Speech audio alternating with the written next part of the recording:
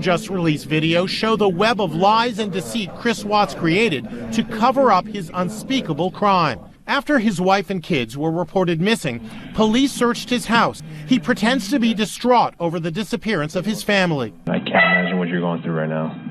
The house, I couldn't sleep at all last night. I missed them throwing chicken nuggets at me, honestly, last night. I got nightmares in my head, I fear. Thoughts build up until I can't feel. My mind fills up into a creature, and it haunts me somewhere much deeper. I got nightmares in my head, I fear. Hello and welcome to True Crime Rocket Science. Now, Tuesday the 14th of August was a crazy day at 2825 Saratoga Trail. And whereas Chris Watts says he missed them throwing chicken nuggets at him, actually that night was actually a lot more eventful than that. Let's listen in. This is Officer Goodman, Frederick Police Department. Hey, this is Chris Watts. I was trying to call you back from my personal phone. Kept saying call failed, so I just used my work phone. Oh, this is your work phone? Okay. So, we're just trying to get some of your wife and kids' information entered in to put some alerts out there. And I just need to get some information about the kids. Do you know how, on Bella, do you know her height, weight, hair color, and eyes? So, height would be 42 inches. Okay. Weight would be 40 pounds. Okay. Hair color would be brown. All right. Eye color would be brown as well. Okay, does she have any scars, marks, tattoos? No. Okay, and then on Celeste, same thing. So she is 37 inches tall. Okay. She is 37 pounds. Okay. Blonde hair. Eyes. Hazel eyes. Hazel. Okay, and again, no scars, marks, tattoos? No. Okay. Okay, we're just going to get that information out. And we're just going to keep... Oh, does Shannon have any scars, marks, or tattoos? She has the scar on her forehead only pops out every once in a while. It's from that car wreck she had a long, long time ago, but no tattoos. Okay. Is it really a visible scar or no? No, it's just like only when only if she's like really heated. Okay. She's like outside running around a lot. Okay. So it's like when there's a lot of sun? Yeah. Okay. And where is that on her forehead? Left, middle? Yeah, it's like right in the middle of the forehead. It's like right, kind of like it runs like right in the middle, like just above the bridge of the nose, and it runs down, just like where the glass stuff went into her forehead from that car accident. Now, when you say goes down towards her mouth? It goes up and down, so side to side. Okay. Like, you have to really look for it, but like it's there. Like if she's like outside running around, it just kind of comes through. Okay. So since the other officers have talked to you, has anything else come to mind that you can think of to help us try to figure out what's going on, where she is? Nothing's come across. Just a bunch of text messages from a lot of friends just reaching out to me, just seeing like if they could help or whatnot, but nothing new. Okay. Can't think of any other names or anything that come to mind that we could call? No new names right now. Everybody else, it's just been like consistently the same people just reaching out to me. Okay. A lot of phone calls from North Carolina, but people I haven't heard from in a long time. Okay. Okay, yeah, well, if you hear something, obviously let us know as soon as you can, and if you can think of anything, if anything, you think of that might help us locate her, just let us know, okay? Okay, thank you very much, sir. All right, you have a good night. You too. Bye. Bye. Now we're going to drill down into the details of the phone data review for August 14th. But before we get to that, if you haven't subscribed to the channel, please do. If you're finding this analysis worthwhile, please do hit the thanks button and let's continue. So, August 14th, 2018, 2 minutes past midnight, Kissinger searched Google for Shanann Watts. 01:58 hours, Watts played phone tag with a line at the Frederick Police Department, and you've just heard that. Immediately after that call, Watts made an unanswered call to Kissinger. That was at 7 minutes past 2 in the morning. She called him back seconds later, and they held a 10-minute conversation. As far as I know, during that conversation, they spoke about Shanann's ring being left behind and Kissinger suggesting that they're going to have it pawned. As I said earlier, you ought to be able to tell at this point that Chris Watts is still not being suspected, certainly of the crime that he committed. There is some suspicion going on, but no one has really decided that he's done what he's done. Then at 04:58, Watts took another call, held a 4-minute conversation, and then about an hour and a half after that, spoke to the same caller and held a 6-minute conversation. As I said, at this point, no one considered Chris Watts a murder suspect. 07:26, Watts perpetuated his fallacy, telling Sam, "I'm hoping she's with someone I don't know about because I've exhausted all the people I know of. I'm optimistic we will reunite again. People have been stopping by from time to time." Now, it's interesting that he's talking about someone we don't know about because obviously there is someone that a lot of people don't know about who's out there. And how is she going to be tracked down? How is she going to be located? When and by whom? 09:29. Watts transferred one last image into his secret calculator application, a semi-nude selfie of Kissinger. So he's still doing cleanup work on his cell phone. 12:08 hours. Kissinger spent nearly 4 hours searching Google and the internet for Watts, news outlets, and news accounts of Shanann's disappearance. All of these were deleted. 12:31. Watts began to tell others that he was doing interviews with the news media. What's going on right now around your house? Right now, you got K9 units, the sheriff's department. Everybody's like they're doing their best right now to figure out like if they can get a scent, see where they went. If they went on foot, they went in a car, or they went somewhere. And right now, it's just like they've been on point. They're going through the house trying to get a scent, and hopefully they can pick something up to where it's going to lead to something. So did the K9 units find something? Because we know that Shanann was killed inside the house. So why is it that the K9 units weren't able to find anything definitive? Was this a failure of the K9 units, or was it a successful cleaning up operation after the fact? Because Chris Watts does say that he spent a lot of time cleaning the house on Monday night, and also when Officer Lyons entered with her dog, she said it smelled of bleach and there were vacuum lines in the carpet. So had the dogs come in on Monday, could the cadaver dogs have actually found something then? What do you think? Anyway, let's have a look at a little bit of the footage from the cadaver dog search. This is from about 23 minutes into the footage.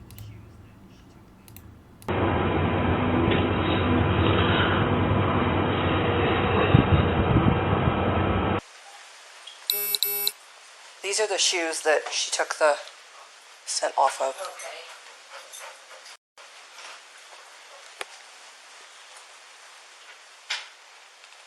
That's you.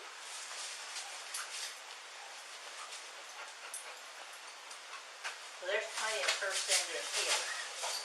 Yes. Yeah. Oh my gosh.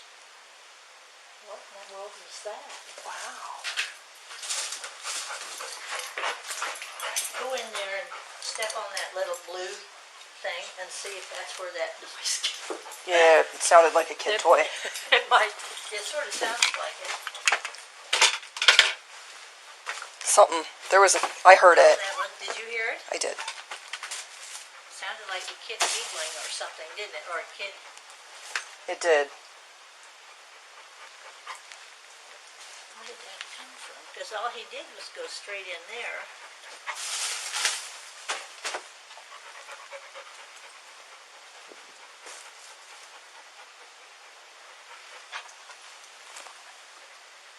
That was I'll make a note of that. I heard it. I definitely heard the same thing you did. Yeah, and then he just sort of turned around and looked. But I didn't check at the register. Was she on anything? Oh no, she was pregnant. I was going to say, do you know about drug use in the house or pot? Not that we know of. Cody?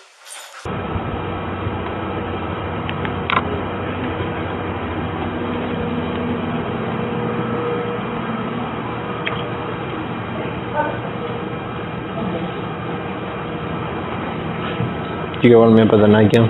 Do you remember the little basket that he showed us on top? So he said That's where that's at? yeah, that's where he puts all their nightgowns. He doesn't know. He can't remember if that's the one they were wearing that night. But that was the ones there. But that's the ones that he said he touched. So. Okay. That helps at all or not? Okay.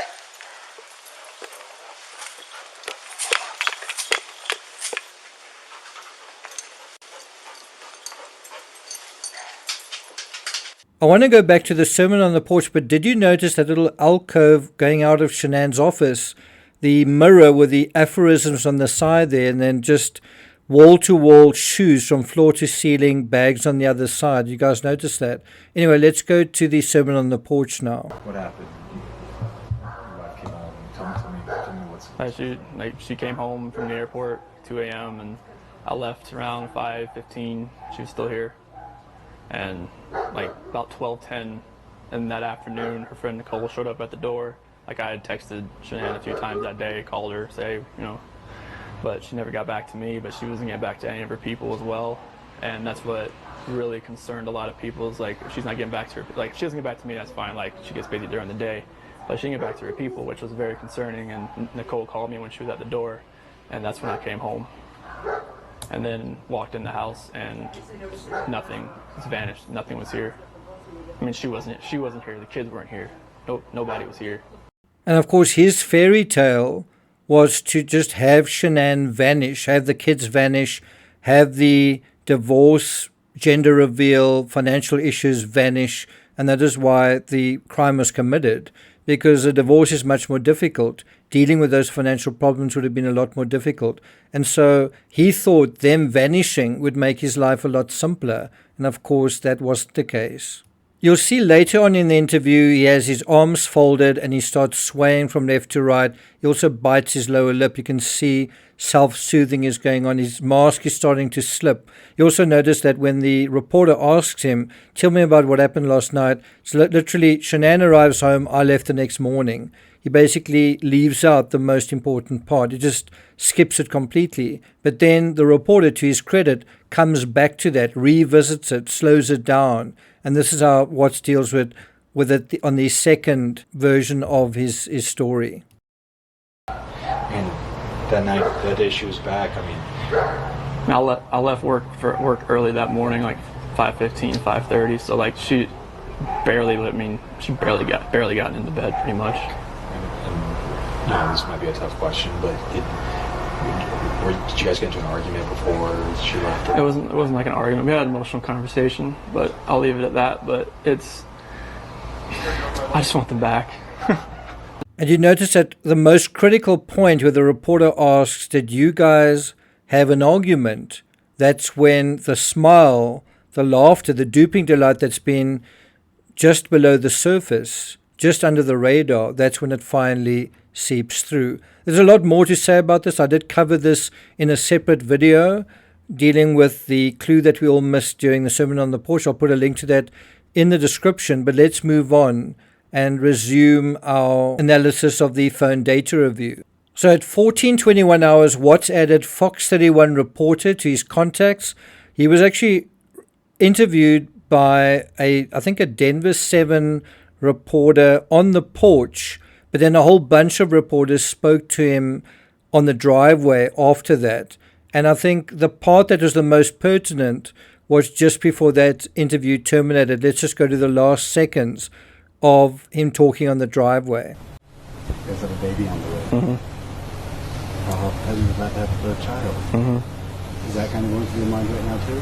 That's like That's why I want everybody back.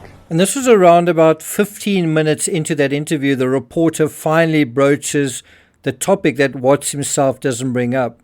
This critical fact that Shanann has a baby on the way, and the even more critical question in terms of this crime, how does he feel about that? Of course, that's the one question he doesn't want to be asked and he doesn't want to answer, certainly not on camera. Again, look at his body language, arms folded, swaying from side to side, and not really answering those questions besides with a sort of kind of response. 9 minutes after adding the Fox 31 reporter to his contacts at 14:30 hours, Watts called a family member of Shanann's and held a 10-minute conversation. Then at 15:04 hours, Watts told Addie, "Good morning, America has contacted my sister."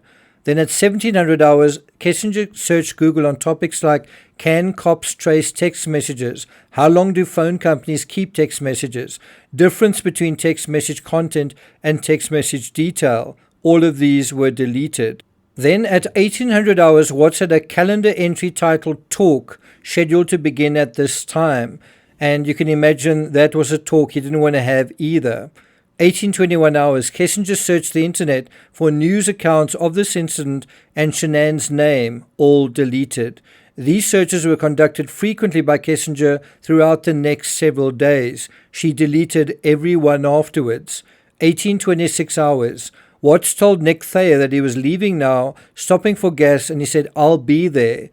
And Watts had earlier agreed to spend the night at the Thayers. I think the police were going into the house and were going to be doing a thorough search of everything, the garbage, fingerprints, and they would find, I think, pillowcases in the garbage and various other items. Also a nitrile glove blue nitrile glove on the top of the refrigerator. I think another one may have been found upstairs in the bedroom. Now, what is the one critical aspect we haven't actually dealt with? Well, of course, it's Trinestich. It's Watts going over to the neighbor and watching them, the officer with Trinestich, viewing the CCTV of his truck pulling up at that time, something his truck would never do because it would wake up the kids, and then pulling out as well.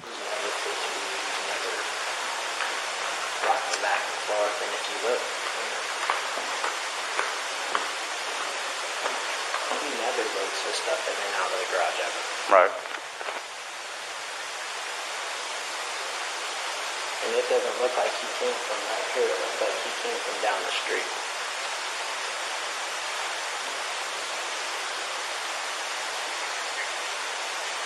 And then the other thing that doesn't make sense is why would he pull past this part? You can see him pull past.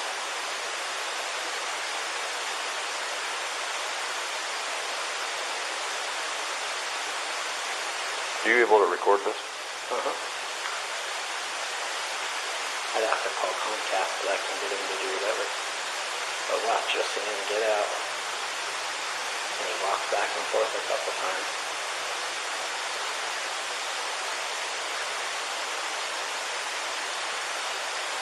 To be completely honest with you, my wife and I were kind of wondering when she was on vacation if something happened, because I've heard them full out screaming at each other at the top of their lungs, and he gets crazy. Does he? And that's pretty recently? Yeah. And that is at around about 10 minutes, 16 seconds from the 9 News clip dealing with Trinestich. And he brings up an excellent point. He says, why did Chris Watts, instead of just backing his truck up the driveway, why does he kind of back the truck slightly into the garage? And the answer isn't quite clear. It's so that that part isn't going to be visible in terms of his camera. But Chris Watts' mask really begins to slip when he's standing next to that television, and obviously his movements at that time are now on the screen, and he's now thinking, oh jeepers, have I made a mistake here? Have I been caught out? And of course he has. So this is about 1 minute into 9 News' video dealing with Chris Watts reacting to the neighbor's surveillance footage.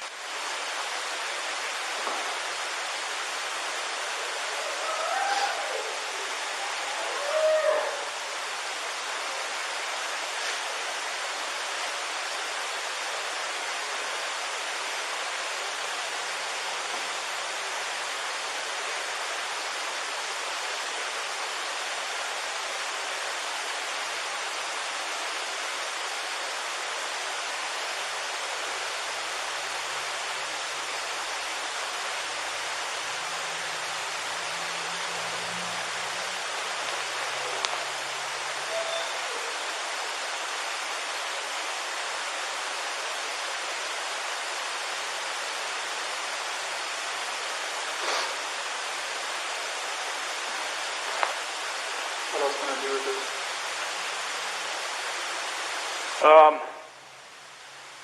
My detective just showed up, so he'll probably want to talk to you. He'd probably, like I said, he might have you call like the bank and see if there's any kind of activity.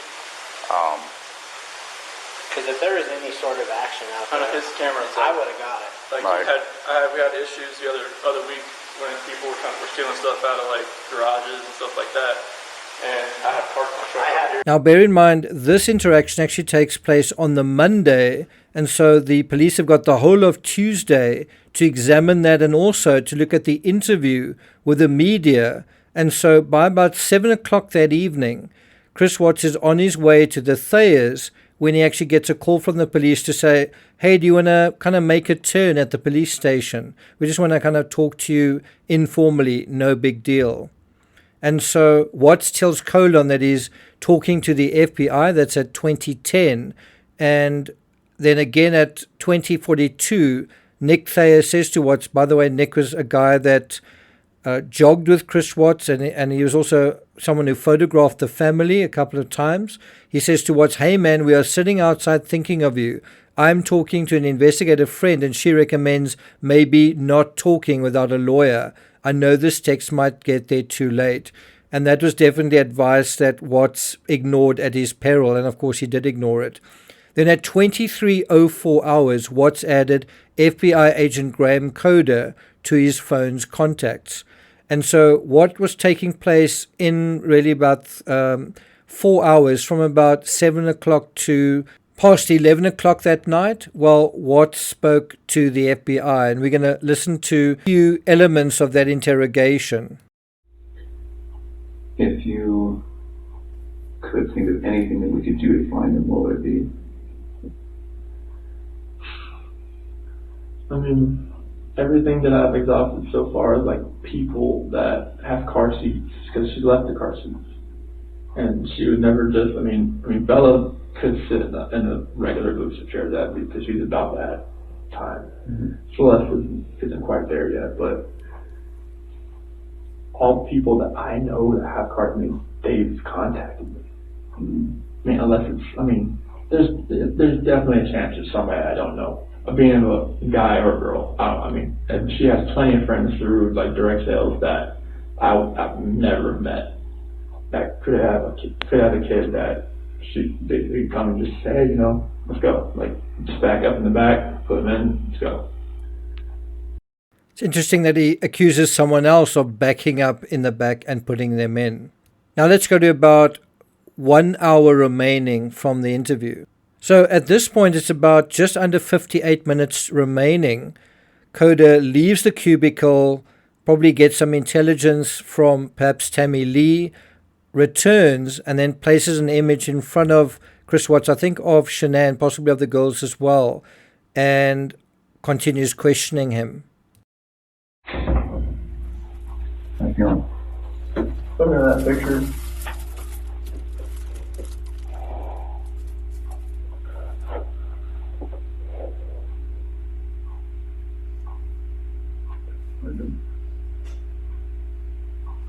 God.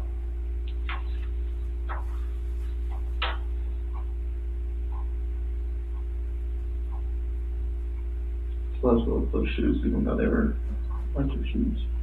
They were what? Winter shoes. Those are her boots, aren't they? Shanann's gonna sell them off to like that Facebook marketplace. She had them on the windowsill there. And when we got back from North Carolina, she saw them sitting over there. And then she proceeded to take them back and wear them. So what do you think Coder's strategy here, you know, what is he trying to do? Well, he's actually trying to figure out Chris Watts, try and gauge his reactions.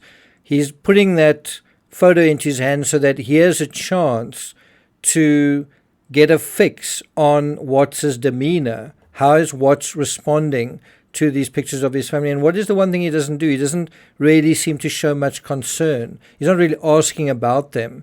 He's sort of talking matter-of-factly, casually about all sorts of things that aren't really of significance.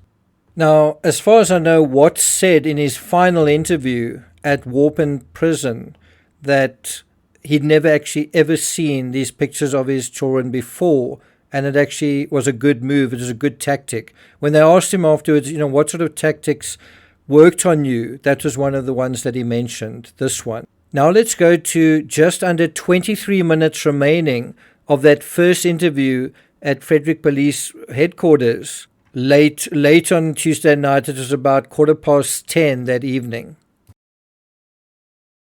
About this.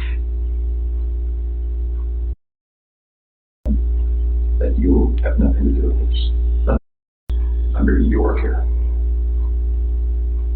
You shouldn't have to worry about them under my care. I watched them all weekend. I went to a pool party at Jeremy Lindstrom's house. It's like, I love those kids with all my heart. Nothing in this world would ever make me do anything to these kids or my wife. When you walk out of this room, there's nothing I can say to a room full of police officers that's going to convince them that you have nothing to do with this. You know what they think. I know what all they call it. Yeah. Here's a guy who didn't call 911, who woke his wife up at a ridiculous hour because he was so guilty about something that he had to get it off his chest and say, I don't love you anymore, I'm leaving you. That didn't go well. Okay, so what happened? She told me she wanted me to wake her up before I left. That's why I didn't just wake her up, just to tell her this.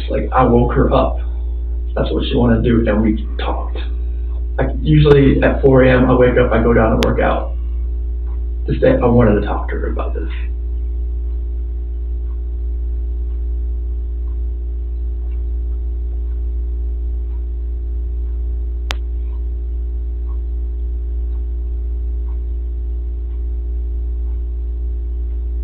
I love these girls. I love these girls so much. And this picture right here, Celeste and Bella, those are my life. I helped make those kids. There's nothing in my life that means more to me than these kids. Nothing. Kids, that's your life. That's your lifeline. That's everything. You make kids, they come first before anything. Kids, spouse, family. That's what it's always been.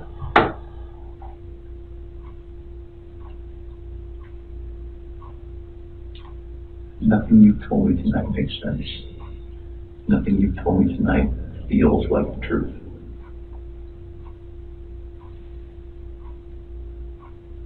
Can we start over? Sure.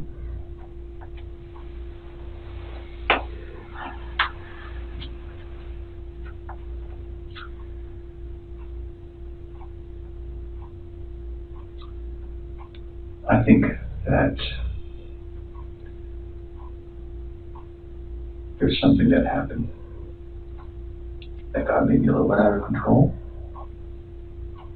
There was no fight. There was nothing physical.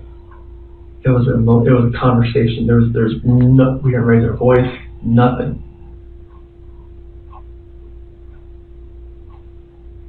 I promise you that. So there was nothing physical with this conversation.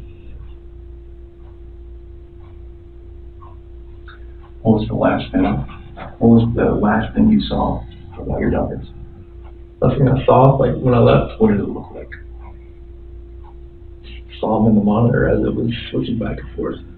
What's the last thing you saw with your wife? She was laying back in bed as I was walking out the bedroom door. Okay.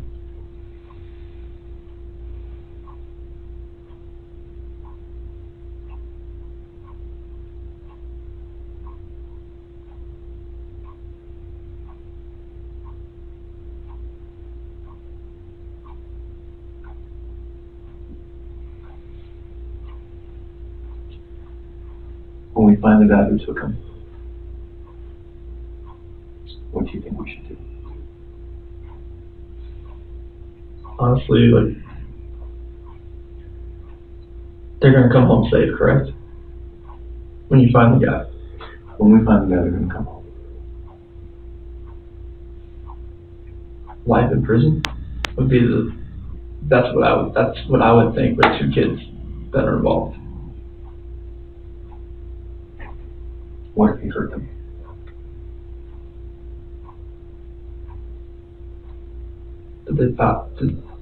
I'm not sure if that penalty is even used. Is it used in Colorado? I'm not even sure. What is? The death penalty. Okay. I mean, if these kids are not alive, there's nothing you could do to cope with that, to make me cope with that, if those kids are not okay. Okay. All right.